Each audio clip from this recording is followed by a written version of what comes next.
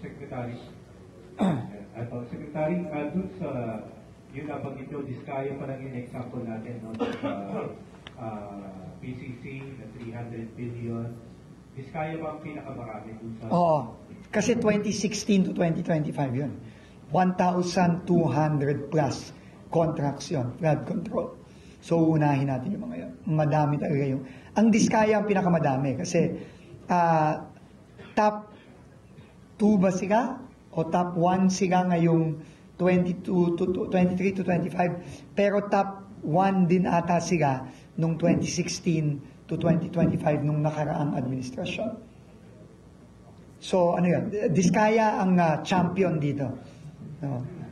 May rough estimate na ba tayo kung isasama natin initially 15 contractors na... Wala pa. Aabot ba tayong trillion dito? Hindi ko masasabi. Kasi ngayon, ang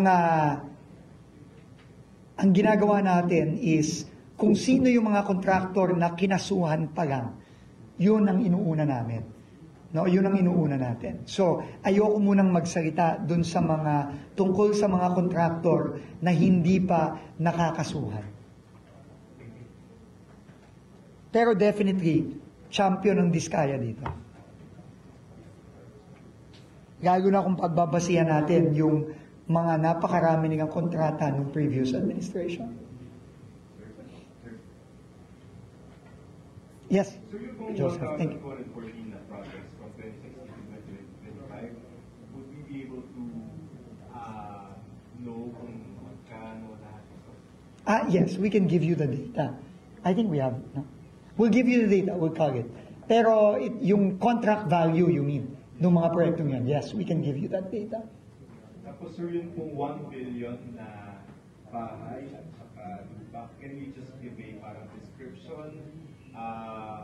I'm not at liberty to give you details kasi nagtanong ako sa AMLC, hindi muna tayo pwede magbigay. So, ano na lang, no? Siguro pag ready na ang AMLC, sa kanila na tayo magtanong. Pero pina-estimate natin yung value na yon sa Land Registration Authority mismo. Iba-iba to eh. Bahay, lupa, may building din ata, no, etc. Building, mga building din. Siguro mga opisina nila yun. So, hintayin na natin siguro yung aim. Pero, sinabit na natin yung letter. Sorry, we cannot share with you the letter and the details contained in the letter because hindi daw ito pwede according to AMLC. Well, kasama dito definitely yung mansion nila na binabato ng mga kababayan natin. Kasama yun doon. Itong 1 billion po na real property, ito na mo ba yung na-mention ng AMLAC na na-freeze nila? Or we're just required? I'm not sure. You will have to check. Na-freeze na. So yun. Ito na yun. Na-freeze na yun. Yes. Kasama na to doon. Hindi ko alam kung may iba pa, ha? So, pero at least yung nakuha namin from LRA, tinurn over na namin yan sa ICI, tsaka sa AMLAC. Pero nung gagawin natin sa 1 billion na list of properties, ICI And AMLAC. ICI and AMLAC. Nasubmit na namin. record lang. Pero na-freeze na. Na-freeze na pala. So, good. So, kita nyo naman, kakabigay kang ata namin to 2 days ago. So, na-freeze na pala ng AMLAC ito. So, mabilis umaksyon ng AMLAC. So, pag na-freeze, pwede nilang tirahan yung bahay, pero hindi nila pwede Ibenta, yes. freeze na lang, ng ano bang effect ng freeze order sa mga... Maybe I can ask Undersecretary Bernabet to just respond to that. Basically, sir, they can proceed later for future. Yeah, Yung heartthrob nating Undersecretary. Yeah, so basically na-freeze nila yan para maprotektahan at hindi mabenta yung mga assets. And later on, if found liable, they can go and initiate forfeiture proceedings against these properties. After guilty conviction. Yes, actually separate po yun. No? They can now Civil file civil forfeiture proceedings. If found that the proceeds used to buy these assets are from unlawful activities, money laundering activities. So yun po yung AMLA. No? If nagamit nila ay money laundering proceeds para dito sa mga pambili ng mga real properties na ito, then they can initiate civil forfeiture. And while this is pending, naka-freeze ito to ensure that these are protected and will not be disposed by the parties. Usually, sir, pag civil pwede mas mabilis yung civil aspect. I think so. Pag we don't have to wait until they're convicted. Yes, that's right. Separate po ito. Distinct and separate.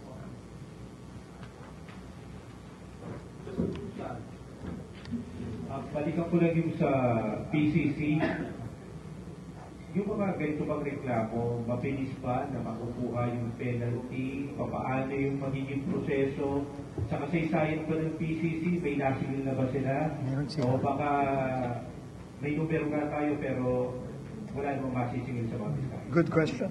Well, actually, we cannot speak for the PCC, no? But we can only relay the procedure that they have under the law. Under the law, after we have filed this case, meron silang period for preliminary inquiry. I believe it is 90 days for them to finish this preliminary inquiry wherein they can gather more information from us. And ito yung equivalent nila ng case build-up. And then after they finish the preliminary inquiry, then they can now proceed with the main case. How fast they finish that case, we cannot speak for them.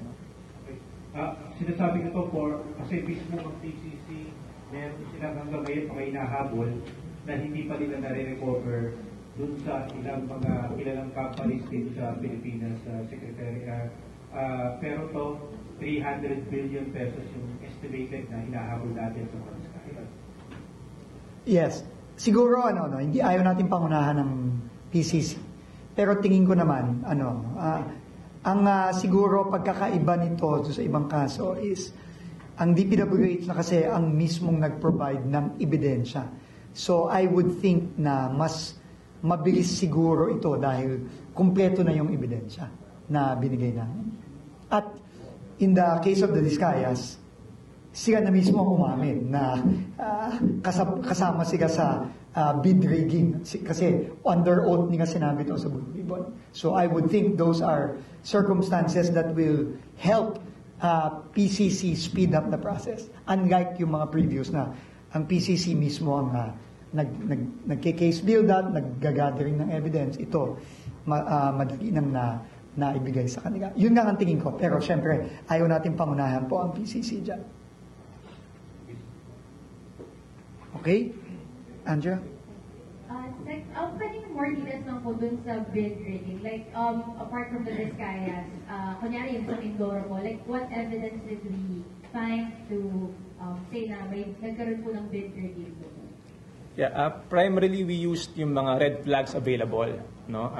Well, of course, ang pinaka-evident dyan was inadmit naman nga sa Senate ng mga Discayas that merong, and din Discayas, no? All other witnesses, maraming nagko-corroborate that meron talagang bid rigging, meaning meron ng mga contractors na naluto per project. And then of course, yung mga nahanap ng ating fraud audit wherein there were irregularities during the procurement activity and yet sila pa rin yung na-awardan kahit na during the implementation stage meron mga substandard and yet they still certify that they were complete yung project, and then despite these irregularities sila pa rin yung nananalo sa mga ibang mga projects. So all of those red flags corroborate each other to prove that there was indeed bid rigging. And even before the procurement activity began, meron ng panalo.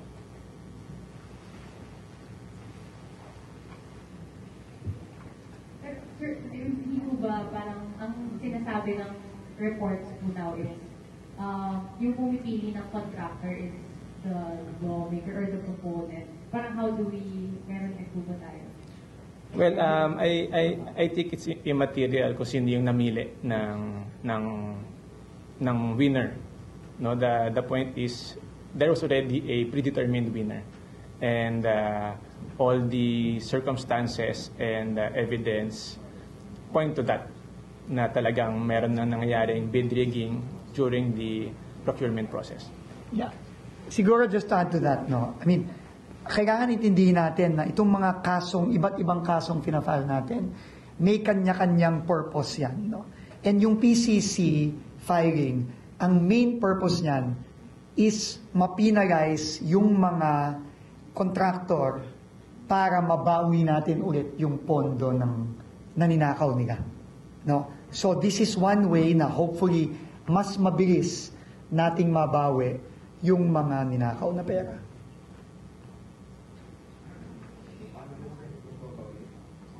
Well, pag nagbayad sila ng 250 million kada violation, pagka tinotal mo yan, yun nga, nakita mo, diskaya pa lang, pwedeng umabot ng 300 billion yan.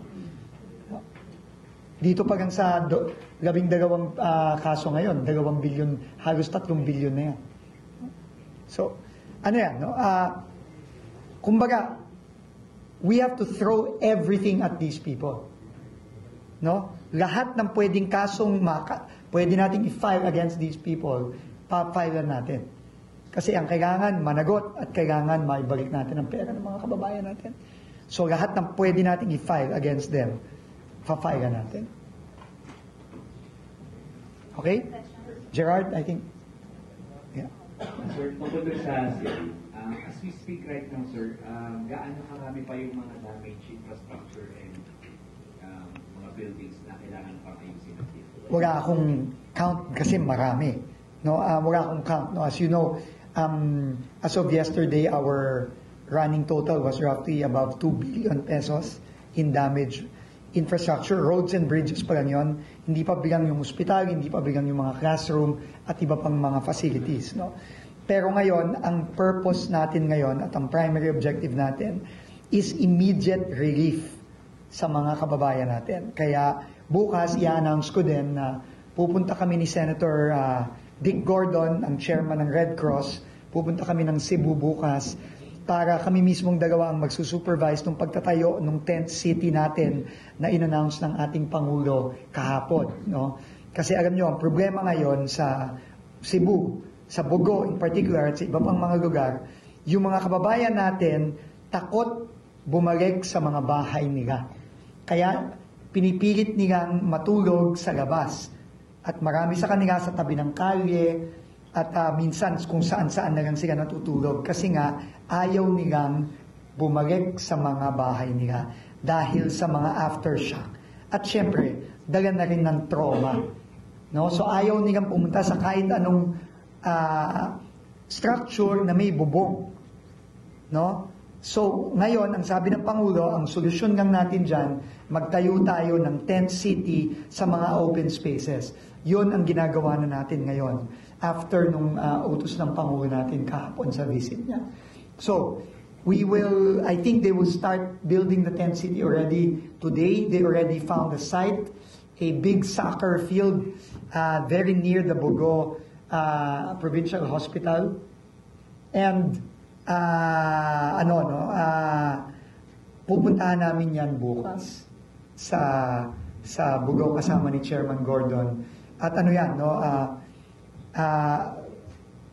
Red Cross will provide up to 1,000 tents, and these are tents per family. No, kada pamilya ito. No, so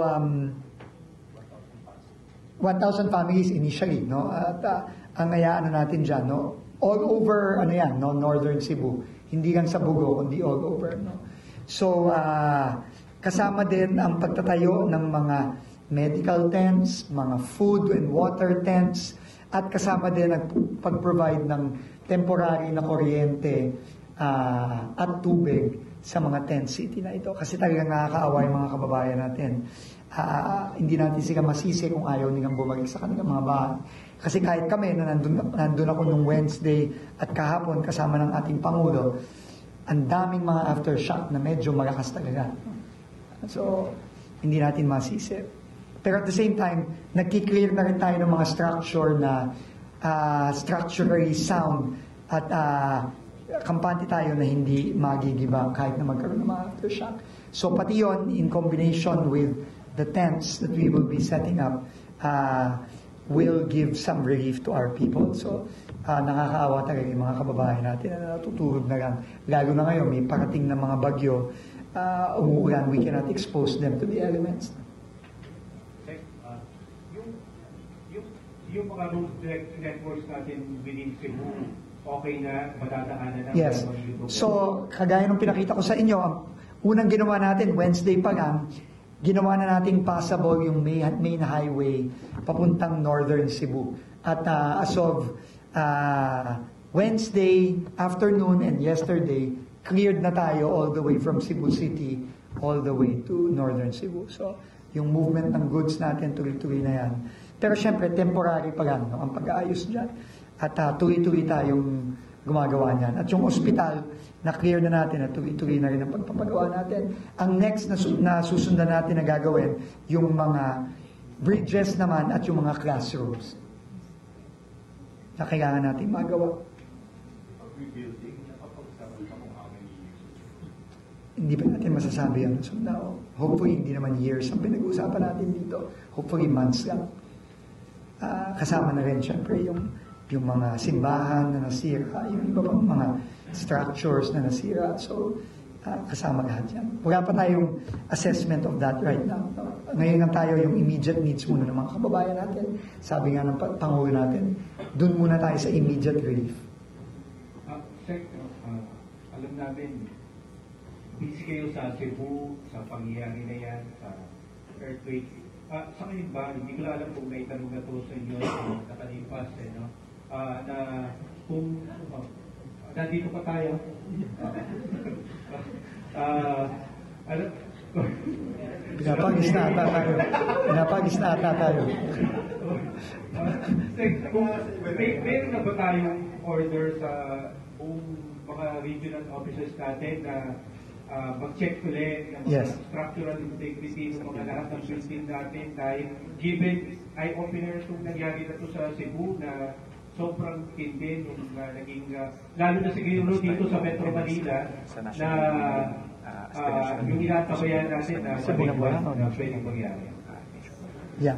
So actually nagabas ako ng memorandum, siguro ibibigay na lang ng alam niyo naman kasi ang DPWH, ang mga building officials, yung mga city engineer sa munisipyo, sa LGU, actually parte ng DPWH yung mga yan.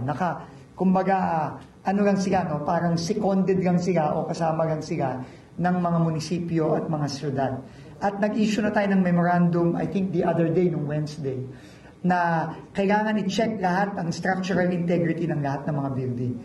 So, kasi syempre, hindi kaya ng DPWH Central Office yan. So, kailangan gagamitin natin ang ating mga building officials sa lahat ng LGUs sa buong Pilipinas. So, nag-issue na tayo ng memorandum at sa kanila nung Wednesday. Papadala na lang namin sa inyo. Sir, last na lang po, sorry. Yes. Reaction na lang po, sir, kasi si DOJ Secretary Remulla po, he mentioned that they're also now investigating the Villar dun sa connection sa contractor po sa Las Piñas. And then, the ICI, papatawag na rin daw si Senator Villar.